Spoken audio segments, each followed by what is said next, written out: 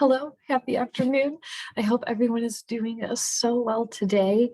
I have my comments here pulled up. So where I want you to know right away is if you have any questions, please comment them.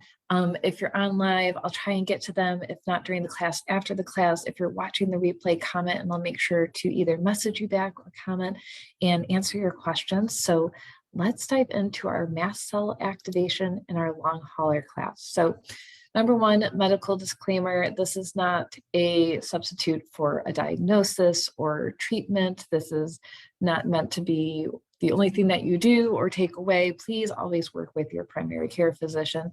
Take the medications that they prescribe. Don't stop taking anything that they've offered you because it's important. All right, we all know this.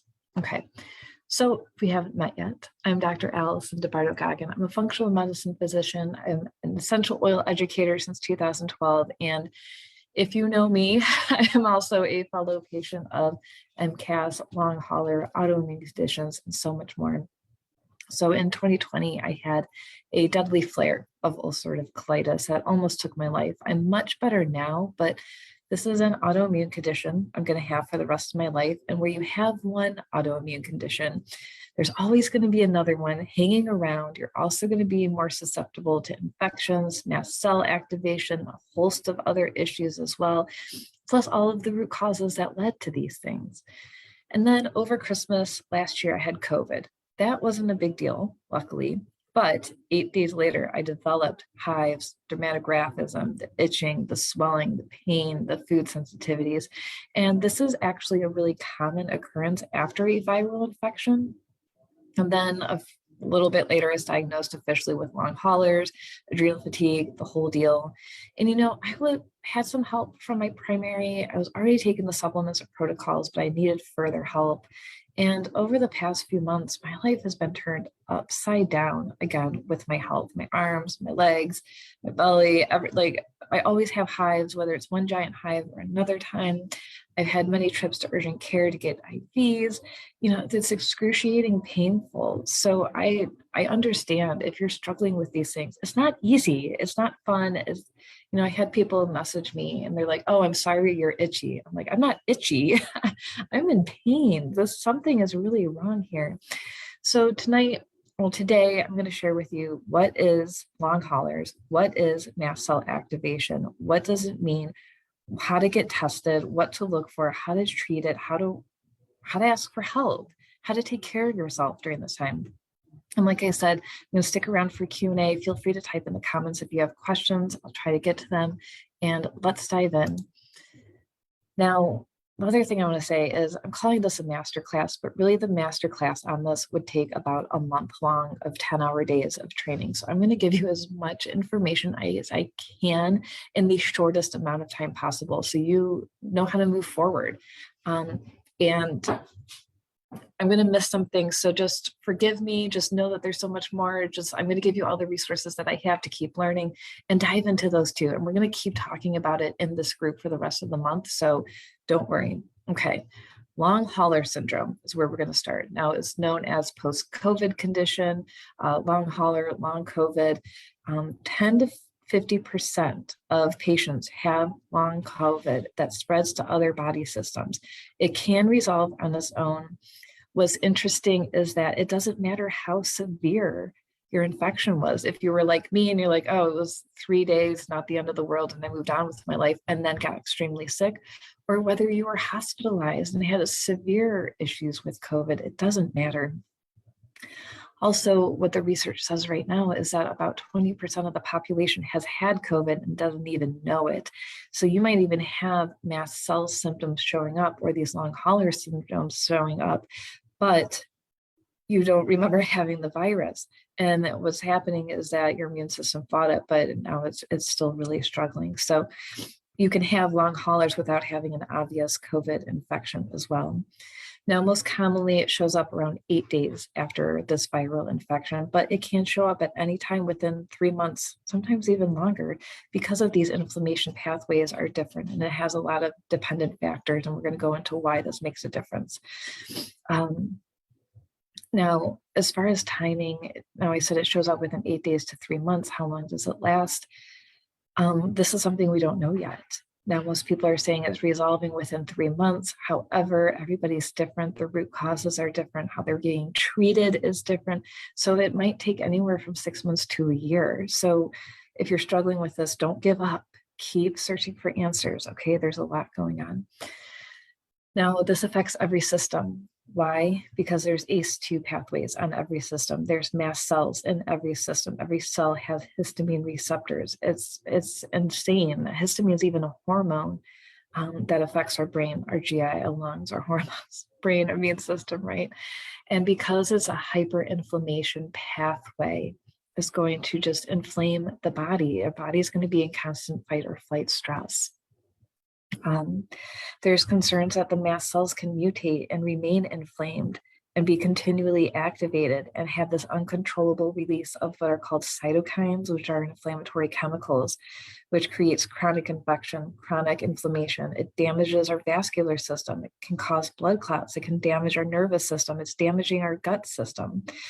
And our mast cell chemicals are found in the lungs. The mast cell has over 200 receptors and can release multiple chemicals, cytokines, and inflammatory processes.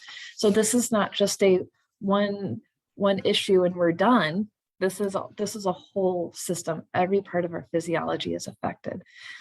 Now, you already know this, right? Our symptoms here: fatigue, fevers, weight changes, anything in our sinuses. Like I said, every single system is affected by this, which is why it's important to talk with people and doctors in your team who understand that it's just not one thing, right?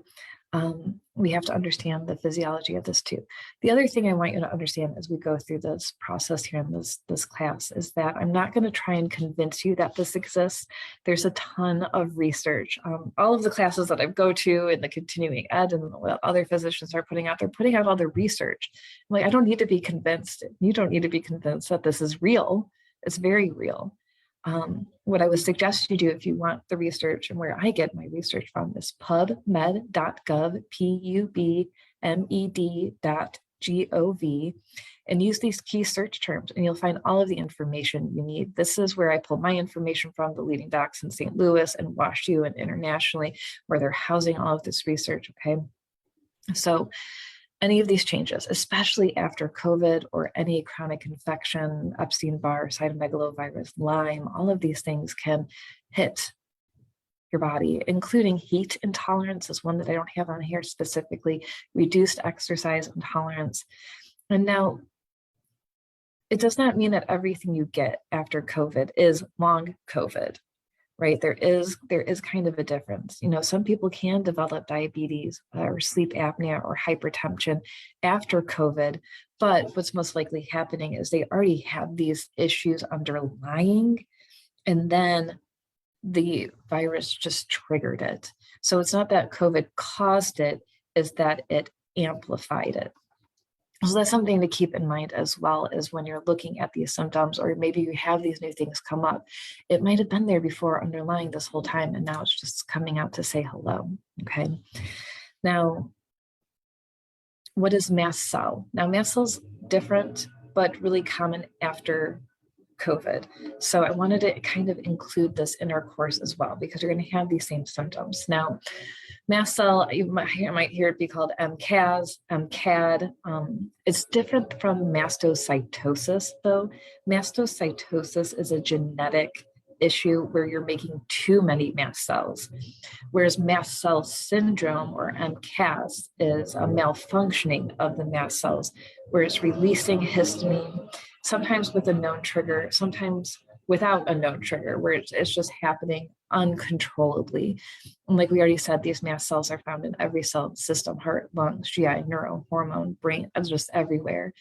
Now, again, it affects every system, but everyone can look different and even have opposite symptoms, but have the same diagnosis, which is what makes mast cell, sometimes even long haulers, so complicated, because one person has constipation, but the other one can have diarrhea.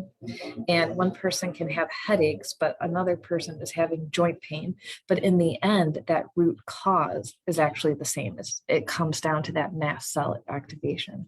Now, why does it happen? One, immune dysfunction coming from that chronic viral infection, confusion with autoimmune, something gets triggered and it just can't stop. We're going to go into the root causes here in a minute. And it's really that over-release of histamine from stressors, whether it's food, emotional stress, environmental stress, genetics. There's something going on. Okay. Symptoms of MCAS looks just like long hauler as well. Dermatographia. So this is the one that I would say is the most common, that seems to be the same across everyone who has this. So dermatographism is when you scratch your skin and it stays red, or a hive comes up. Now, most commonly it's on the most sensitive part of the skin, where like your forearms or your shoulders or your neck, where you just touch and your skin just gets bright red. You can see those scratch marks, or they turn into hives. That seems to be the most common across all of the patients who have these things. Now, MCAS is also related to POTS and all kinds of neurological issues as well. So this is not by any means an encompassing list, but it is some parts of it as well. Okay, so these are some of my favorite resources to mention. Never Bet Against Oakum by Dr. Afrin. Dr. Afrin is an MD. He is the father of mast cell activation. He literally wrote the book on it. He's literally the one who started the research on it. He's the one who looked at these patients with all of these symptoms and said, there has to be one root cause. And what is that cause? And Occam's razor is that theory of the most simplest explanation is probably the right one. And he discovered / really amplified our understanding of mast cell activation. It's a wonderful book. He has a lot of resources. He tells a lot of stories. It's great. Dr. Becky Campbell has her 4-phase histamine reset plan. She does a basic introduction to histamine. What is it? What to look for? And she has a great food plan in there. And then the histamine intolerance book is also excellent, as far as if you want to understand the research and the physiology and things like that. So why does this happen?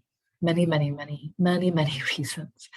Long haulers occurs because of COVID treatment, because it is suppressant to the immune system, antibiotics, steroids, antivirals, biological agents. But that doesn't mean they're bad, right? Because they kept us alive, and that's okay.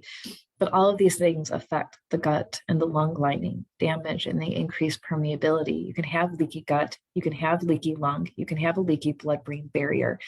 So if all those things are quote unquote leaky and they're being affected by inflammation, viruses, mold, yeast, bacteria, cytokines, histamine, oh my goodness, we're on fire, literally on fire. What about pre-existing conditions? Gut health factors increase risk for long COVID and MCAS. Really cool studies have come out about the diversity, abundance, and nutrition of gut bacteria. So if you went into COVID with lower diversity, not enough gut bacteria, poor gut health, you are going to be more sick and have a greater chance of having long COVID.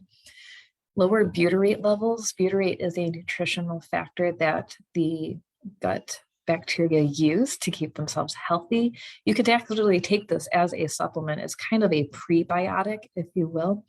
And if you have low butyrate levels, it means that your bacteria have nothing good to feed on, and that makes them sick as well.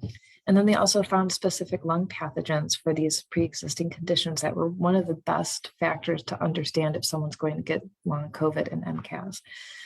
The other thing is what a lot of us are seeing is reactivation of Epstein-Barr and autoimmune conditions. So Epstein-Barr is the virus that causes mono. Now, when I had mono when I was 16, I was told you only get mono once, and that's so you'll never have it again. But what I don't know why anybody says that. I still don't understand. What really happens is you can only get the virus once, but then that virus lives in your body for the rest of your life. Epstein-Barr is notorious for causing and being linked to almost every single autoimmune condition, especially MS. I actually read an article yesterday that they have immune cells that are being developed to fight Epstein-Barr to treat MS, multiple sclerosis. How cool is that? So Epstein-Barr can be reactivated over and over and over again. And when you have one virus, a lot of times there's another sneaky one in there, which lowers your immune system, your inability to fight off infection. It stresses that vagus nerve. It puts you in chronic fight or flight. Now you have chronic inflammation. You see, we just have these inflammatory patterns over and over and over again. Now, while we're here, I do want to say Epstein-Barr. Now, there are no quote unquote medical treatments for it, right? You go home, you rest, you drink a lot of water, you lay on the couch for 2 months and you hope you feel better. In my practice, I use homeopathics, I use a lot of nutrition, and I do full PCR testing plus immunoglobulin testing, which I both think are important. So if you've had Epstein-Barr in the past, even if you were 16, get retested now.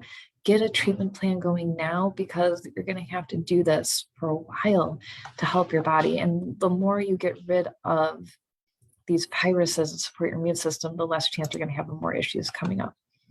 Okay, so let's talk about more root causes of these things. So we already talked about gut. So dysbiosis is the general term, meaning there is something wrong in the gut. There is unhappy biotics, essentially, right? Poor balance of good bacteria and bad bacteria, lower diversity. We have hundreds of different types of bacteria in our gut, even more than that. We don't even understand what we're looking at when we even look at it. The microbiome is so incredibly complex. So this leaked to inflammation plus leaky gut. Inflammation, so previous cytokine storms, so that's an inflammation marker and chemical that our body creates, become uncontrollable. Inflammation is a good thing, right? So if you jam your finger in the door, it gets red and it gets swollen, it's hot. That's inflammation. Is mending the tissues. It's bringing more oxygen. That's why it gets swollen. It's making sure that the skin heals. That's good. But when it becomes uncontrollable and it never stops, that's when the disease processes set in. Notorious for MCAS and long COVID include previous infections, mold, yeast, bacteria, and viral loads already stressing the immune system. Mold includes mold from food, like fruit, like leftovers, like dried meats and cheeses. The other thing is that infections in the body will create a biofilm. And what that means is mold, yeast, bacteria, they get together in your gut and they create a little protective shell where the immune system can't get into. And it makes it really hard to kill these things off. And then it keeps layering on and layering on. And now you have this little party of all these infectious material that are protected and growing. So that's why whenever you do either a detox or a gut program and you release that biofilm, you release all this bad stuff and then your immune system goes crazy. You probably feel really bad, right? And your gut feels really bad. You're like, oh, I'm never doing this again. And then a couple of days later, you're back to normal. If you stay on the program, a couple of days later, you release some more biofilm. And then you feel like crap again. So that's what's happening is you're releasing that biofilm, you're releasing all this junk back into your system. Your immune system has to fight it. So if you feel sick during a program, don't quit. You're doing the right thing. You're letting your body and your immune system fight this off. Okay, hormone balances, or really I should say imbalance, estrogen dominance, low progesterone, and cortisol are major factors in MCAS and long hauler. And the first screens I showed you, cortisol and serotonin are closely linked, and those release histamine. So every time you're stressed or depressed or you have a trigger, those will release histamine because it's a neurotransmitter, it's a hormone, it affects our entire body. High estrogen can occur with this, and I'll tell you a little bit more about my story. My hives are now linked to my period. And so every time I get a little PMS and my period starts, my hives completely inflame. And that's what was destroying my life, honestly. So what I did for the past few months is do everything to lower my estrogen. Well, that hasn't really been working. So now what it actually looks like is that I'm allergic to progesterone, which is actually really common. Well, it's not really common, but more common in people who have MCAS among COVID. So there's some weird things that can happen here. It's not just cut and dry of, oh, histamine and take Claritin and you're fine, or quercetin and you're fine. There's a lot to look at and find this balance.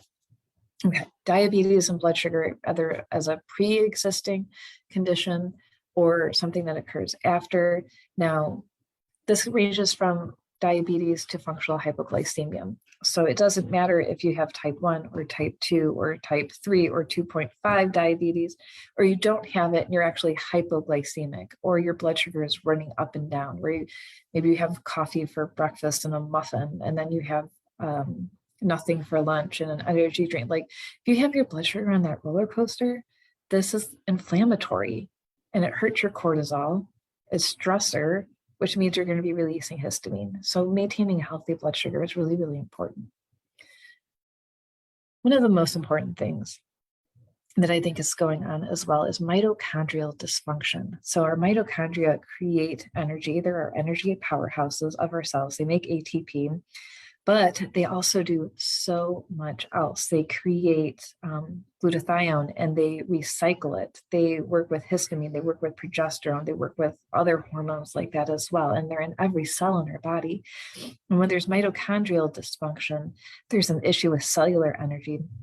We're unable to use and reuse our antioxidants, which affects directly our DNA processes, our healing processes. So we have to work directly with the mitochondria. And if you just look up mitochondrial diseases or dysfunction, they're relating it to so many different things, all the way from autism to autoimmune conditions to Crohn's and IBS to like everything. It's wild. There's been so much damage done to our mitochondria. And then nutritional deficiencies are also a major, major factor. The research is showing that B vitamins tend to be the biggest nutritional deficiencies. So niacin, riboflavin, peroxidin, vitamin D, zinc, and vitamin A are also some major players here. There's something about the way that these B vitamins interact with the mitochondria and our other antioxidants like NAD that are so depleted when we get sick and then further escalate this inflammation storm. I started taking niacin, and we're going to talk about, I'm going to give you my whole protocols and everything, but I noticed that was like the first day I actually didn't have hives. So there's a lot here. Now it was part of it, but we have to keep trying. So keep trying. It's going to be what I'm going to keep saying throughout this entire thing. Okay. So let's talk about testing. Now, everyone says, Alison, what tests can I do for mast cell? How do I know I have it? And the reality is I can give you a nice long list. And Dr. Afrin talks about this in his book. And I actually completely agree. There's no real testing for mast cell activation syndrome. We have a list of labs, and Dr. Afrin really pioneered this. And the problem is you say you go to LabCorp and you do this blood draw and you get all these histamine factors and you test them. They have to be one during a flare. So if you feel good that day, then it doesn't matter. It's not going to be helpful. You're not going to get the information you need. Number two, those vials have to be refrigerated and cared for so completely with tender amount of love.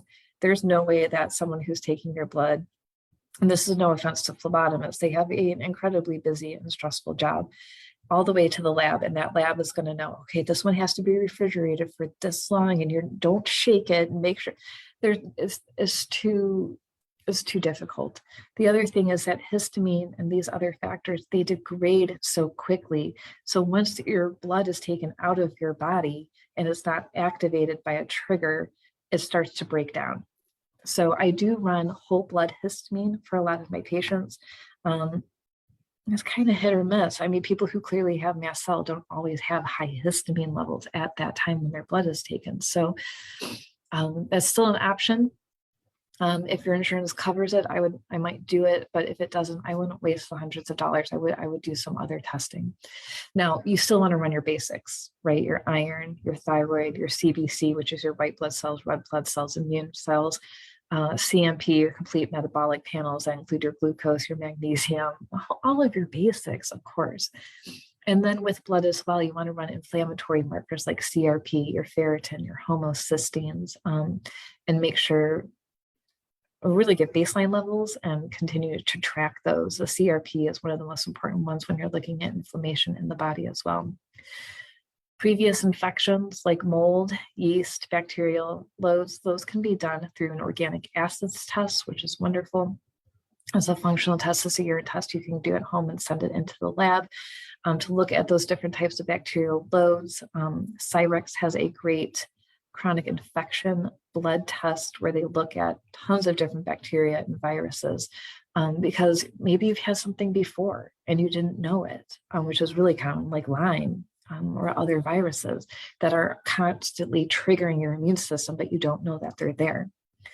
Hormone balances, do a Dutch test or a saliva test. That's going to be the best one for you. Both of those include cortisol mapping throughout the day. I don't like to do blood because the ranges are so big, and plus those are protein-bound hormones, so you're not going to get what's active in your body. And with cortisol testing, so that's our stress hormone, it changes throughout the day. It has a 24-hour pattern. You're not going to get your blood work done 5 times in one day, and the last time at 2 o'clock in the morning. That's not going to happen. So just a one-hit wonder with cortisol through blood is not going to give you any information at all. The other thing is you always want to do these hormone balance checks on day 21 or day 3 of your cycle. Write down what day. If you're not cycling because it's PCOS or there's something else going on, talk with us before you get your test done. If you're in menopause, then the date doesn't matter. Other things that you can run in your blood work are immunoglobulins, and then other panels for your immune cells to see what's going on, CD4, CD18, B cells. These are great panels to run if you're chronically inflamed, you have chronic infections, you can't fight off anything. And these will tell you how well your body's functioning. Now, if you're sick, so say you have chronic Epstein-Barr, these should be higher, right? Because they're fighting. If they're low, that means your immune system's turned off. It's not working the way it needs to be. So when I start with people, and I run these types of panels and their immune levels are technically within normal, I'm like, uh-oh. And then once we start going through the program and we run them again and they're actually higher, a lot of times my patients freak out. They're like, oh my gosh, what's going on? It's actually good because your immune system's waking up. It's doing its job. They should be higher. It's fighting. That's wonderful. Okay. And then, of course, functional testing, environmental triggers, food sensitivities, things like this to really help you figure out what's going on. Now, the key is, right, what are your symptoms and matching that test to what you're experiencing. These tests get expensive. Insurance doesn't cover all of them. So you can be choosy with what you test and start going down the line one by one. The other thing, though, is you don't want to miss something when you're dealing with these symptoms. So maybe you do food sensitivity and it comes out okay, then you're like, I'm good, but I'm still having symptoms. You still need to keep working through these things to figure out what's going on. And that's why we do these consultations and make sure you're feeling okay. All right, so let's talk about support. All right, give me 1 second, I need some water. Okay, so brain health is a great place to start, because we're going to reduce the stress on the vagus nerve, which is going to get us out of that chronic fight or flight feeling. We're going to be able to sleep better. Our immune system's going to feel better. The vagus nerve touches every single organ and system on the way down from the brain down to the gut, the heart, the lungs, the stomach, the GI system. So when we have stress, or trauma or an infection, or even physical trauma like a car accident or a fall down the stairs, this can put our vagus nerve into fight or flight or chronic freeze. And it's linked to so many different things. So I like to do the exercises from the book called Accessing the Healing Power of the Vagus Nerve. It's a great book on physiology, but I'm going to give you what to do here. So the first one is keeping your head straight, just eye movement. So your head does not move, but your eyes move. So you hold your eyes to one side, so to the right, for anywhere from like 10 seconds to 30 seconds. And then you move it to the other side. So head straight, but just your eyes are moving. And hold it to the other side. So you'll know you're activating your vagus. If tears come to your eyes, if you start yawning, if you have increased saliva in your mouth, or if you feel a need to swallow. Oh, see, I just activated mine. I had to do my yawn. And so the next movement is called the salamander. So if you're sitting up straight or standing up straight, bring your ear to your shoulder. So you're just moving your head to the side. And then you move your eyes to the same side. So if you tip your head to the right, so your ear to your shoulder, keep your shoulder down, And then you move your eyes to the right and then hold that for 60 seconds. And then do the same thing on the other side. Bring your left ear to your left shoulder, keep your left shoulder down and move your eyes to the left. That's going to help activate. And then the half salamander is the same thing, but opposite eye movement. So if you drop your head to the right ear to your right shoulder, but you hold your eyes up to the left, keeping your head straight, essentially, don't move your head, but you're just moving your eyes. That's what the half salamander is. Now, other key activation parts is gagging or gargling. I like to tell people to do this while you're brushing your teeth. So use your toothbrush to kind of gag yourself, gargle with water. The goal again is you want your eyes to water. That's how you know you've activated it. Or to do enemas, which is everyone's least favorite thing to do, and that's okay. But with enemas, you want to hold it for as long as possible. Now, I see a lot of like blogs of people talking about activating the vagus nerve, and they're talking about humming and doing yoga, and you know what, that's wonderful, but you know again that it's not truly activated. You're not doing the work on the vagus until you're tearing up or you're yawning. So humming is okay, but these things are going to be the main things that really work on that. And I have this brain gut phenomenon down here, so I would just encourage you to Google it alongside of COVID. Because the brain and central nervous system that activates these mast cell triggers, they cause inflammation and they inflame the gut. So doing the vagus nerve work is going to calm this brain gut phenomenon. The other thing is that we have our central nervous system, so our brain and our spinal cord, but we also have our enteric nervous system, which is this nervous system that lives within our gut. It has its own nervous system. It makes its own serotonin and dopamine and GABA. So we have to really connect those two. We do that through the vagus nerve. And when you start to heal that leaky gut, you do clean up that leaky blood-brain barrier as well. So this is going to help with all of that inflammation, feelings like that. So let's talk about medications. Talk with your primary and ask for help and don't wait. The longer you put off help, the longer you're going to be suffering and potentially get worse. And that's not something you want, right? There are lots and lots of options. And I'll tell you what, I've talked to a lot of docs, and at some point they'll tell me, oh, well, there's nothing else we can do for you. This is just the way it is. All right, awesome. Thank you for your time. I move on and I find somebody else. And if I hit a dead end with them, thank you so much for your help. I move on and keep researching, and because you're going to hit dead end with physicians. The other thing is if they say something that doesn't really resonate with you, don't be afraid to go somewhere else either. I've had docs tell me like, oh, well, you're only going to get better if you buy my $5,000 program for the sauna thing. Like, no, thank you. That's not getting to the root cause. I'm just giving you money. And I understand, and I know that that can be helpful, but it's not long-term helpful. The other thing that I like to say is use the best of both worlds. A lot of people are understandably, myself included, afraid to take medication because of side effects, or they just don't want to be taking pills. And I completely understand that. But there's no judgment in needing medication when you need it. There's a reason we have it. I want you to use best of both worlds when you can, and it's necessary. And if you need something to get you through the hard times, like I had to go to urgent care and get a Benadryl IV and steroids and things like that. Not my favorite, not what I want to do. I'd rather not be dealing with this. But I don't want you to feel alone or that you're bad. You're not bad if you need medicine. It's okay. So keep researching, take your supplements, get your testing done, find the people who will help you and work hard for you. Keep advocating for yourself. There's no one who's going to work as hard for your health as you. No one cares as much about your health than you do. I put my heart and soul into my patients, but that doesn't mean I know everything about their lifestyle and what they're experiencing and timing and when. You have to bring that to your people so we can help you and help you feel your best.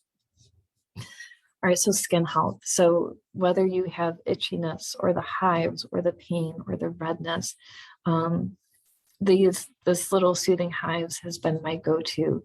I put it in a little spray bottle with some fractionated coconut oil, and oh my goodness, it does take that pain and that stinging away. So write it down, take a screenshot, whatever you need to do.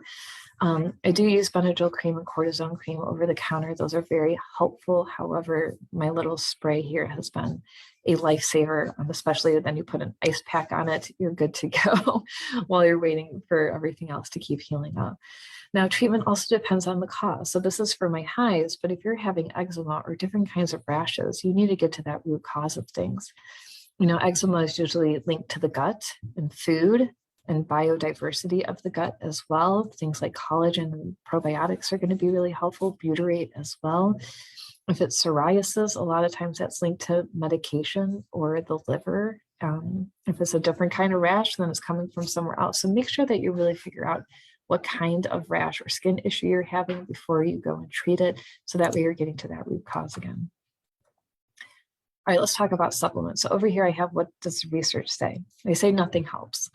Isn't that fun? And the research that I look at is like, well, they pick one supplement to one issue. So they looked at vitamin D to fatigue. Well, that's not a good study, right? Because fatigue is subjective and vitamin D does so many more things for our body than just work on fatigue. So we need to rely on that clinical evidence of like, all right, when I take quercetin and zinc, I feel better. When I take niacin, I see a difference. It's 50% better. Awesome. That's clinical evidence. We still need that research. We still need to continue our research, but supplements absolutely do help. Now, again, it also depends on your root causes. So where I start with most people is a liver clearance, because that liver clears histamine. And we need to make sure that the liver is functioning and doing its job. It also helps support hormones and make sure we're getting that out in our digestive system. Our liver does so many different things for us, but when we're talking about MCAT and long haulers, liver clearance is number one. So I use endocrine from doTERRA. The next one I use is the Yaropon capsules from doTERRA. Because of the compounds that are in Yarrow, they provide excellent immune support, histamine balancing. They help reduce pain and the itching, and they also help support healthy estrogen levels, which is wonderful. Terrazyme is a digestive enzyme from doTERRA as well, because it's going to break down your food. It's going to reduce food sensitivities, helps your gut feel better, helps reduce leaky gut as well. Wonderful. The one thing I don't have on here for some reason is probiotics from doTERRA.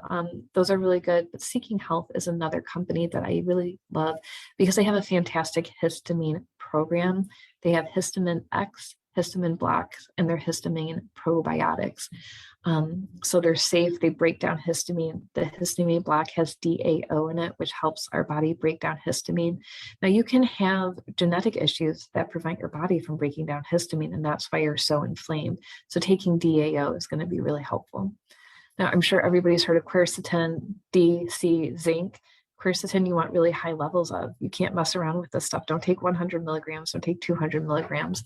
And of course, check with your provider with your medications. Make sure you're not taking anything that would affect those, be counterindicated. And then we talked about niacin. Niacin, you want to start low and slow.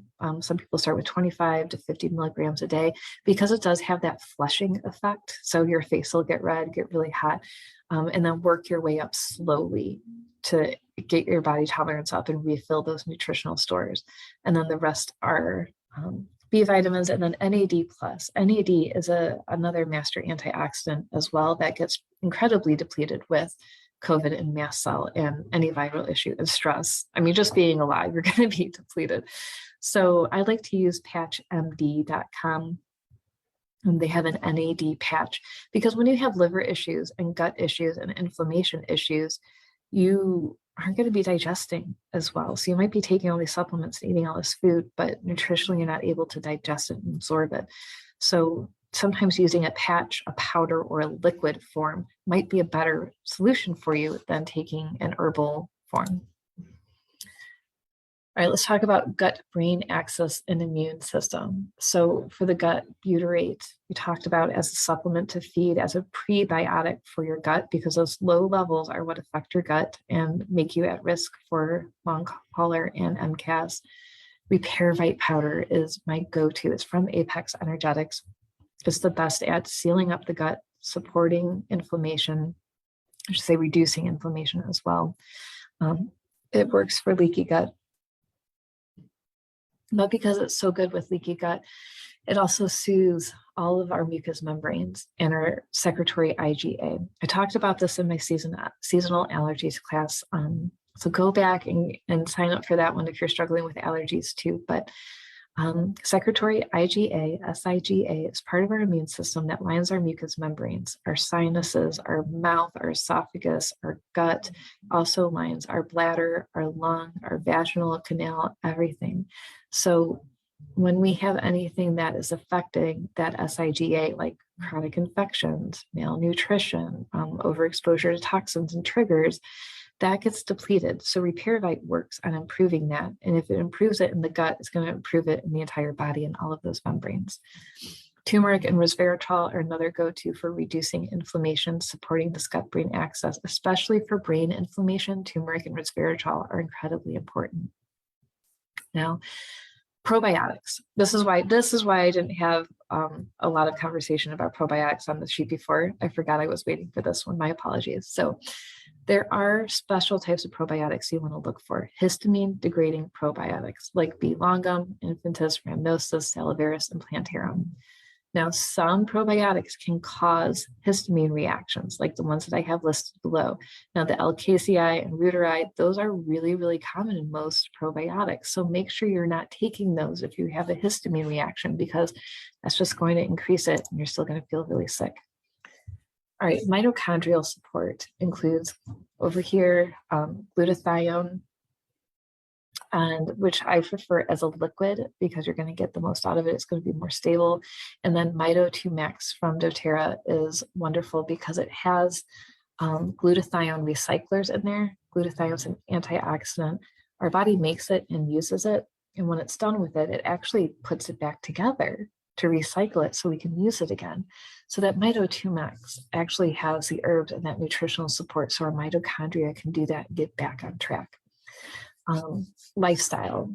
Now, these things I think you guys already know, right? So avoid excess heat and cold. Saunas are okay. Sometimes that infrared can be helpful, but that excess heat might be triggering. Avoid overtraining. So this is one of the hardest things for me is not getting to go to the gym. So usually we drop my son off at his coding place to learn how to code. It's awesome. And then we go to the gym. But I would do a circuit of cardio and then I would get home and my legs would just be covered in hives and horrible. So any activation of symptoms, any soreness is going to be overtraining for you if you're in this category of feeling sick. And then, of course, avoiding stress as much as possible, managing stress, not even managing stress, but allowing your emotions to flow and not holding back, talking to someone, getting therapy, doing EMDR, all of these things to help you manage what you're going through during this time. We can't avoid stress, but we can manage it, right?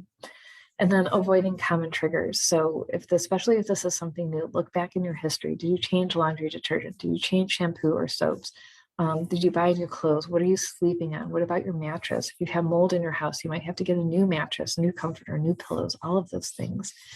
You might have changes in chemical sensitivity, which is really common. Dyes and fillers and meds might need to change. I do really well with liquid Benadryl. I don't do good with the tablets because of the process and the chemicals in there and the way my body can use it. So if you find that one thing isn't working, try a different form of it. It might be more helpful for you. I always recommend filtering your water with the filter called the Aqualive. It goes under your sink and it's excellent. And that helps work on mold, making sure you're getting nutrition out of your water and all of that. And of course, sleep as much as possible. I know this is really hard because we want to be busy and we want to be with our families and we want to be active in our lives. But if you push yourself too far, you're not going to recover and you're not going to feel good. You're not going to be able to take care of yourself and everything that you need to. Okay. And then getting to the end, food.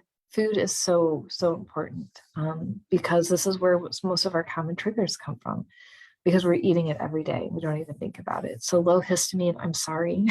I'm so sorry. It's like all of our favorite foods, at least on my end. Red wine, chocolate, eggs, bacon, deli meat, tomatoes, most greens and dairy. Avoiding leftovers because those become high in histamine is a really big deal. And the problem is you might not feel the issue right away. So if I have some deli meat, I don't immediately break out in hives. It could be a few hours later, sometimes even the next day, depending on what else is going on. You might be sensitive to additives like stevia, can be a really big issue as well. So don't think that food reactions are going to be immediate. They need about 24 hours to show up. Same with dairy. Again, I know, I'm sorry again. And then stabilizing your blood sugar, like we talked about, is also really important. Okay, my last strategy for you is asking for help. Of course, you are not alone. There's always help. There's always something to do next. So I offer an initial consultation for $97. You can schedule online. I offer 40 to 70% discount on testing, depending on which lab you need and what we're able to get, because I want to make it affordable for you and I want to give you affordable supplements as well. I want to treat you, and you are what is important. So when we do your initial consultation, you fill out all your paperwork online, your symptom surveys. I have a post-COVID survey that you fill out as well. We go through that. I write up a plan for you, which includes lifestyle and food and fitness and supplements, specific testing for you, and get you the pricing on that. We talk about referrals. Maybe you need referrals to a GI or an allergist or craniosacral, like whatever you need, we figure it out and what's going to help you feel your best. All of the supplements I talked about are in the list. I'm going to post that in the comments here below for you, so you can get it in one place with the links to grab the supplements. You don't have to be a patient. If you just want to get started on the supplements and get that discount, you can sign up at that link. We're also doing a free membership this month in April to grab your starter kit of oils and supplement support. So if you want to make that hive spray and get started on those doTERRA supplements, they're there for you as well. You get a pretty good discount with that. There's no minimums or monthlies required with that as well. And we can incorporate that into your functional medicine plan if you choose to. So you can message me. That's my Facebook Messenger right there. If you have any questions, I'd be happy to help you and help you figure out what you need, get you started. And I encourage you to reach out for help. Don't give up. I know this is frustrating and sometimes really scary, but there are answers. There are people out here like me who care about you, who understand, and I think most importantly, who believe you, who knows what you're experiencing is real, even though if it's really weird, like my stuff. Like there's something there, there's something to look at, there's something to work on, and we'll figure it out together. So thank you so much for being here. I really appreciate it. And again, if you have any questions, please just let me know, and I'm here for you. All right, enjoy the rest of your day, and we'll see you soon.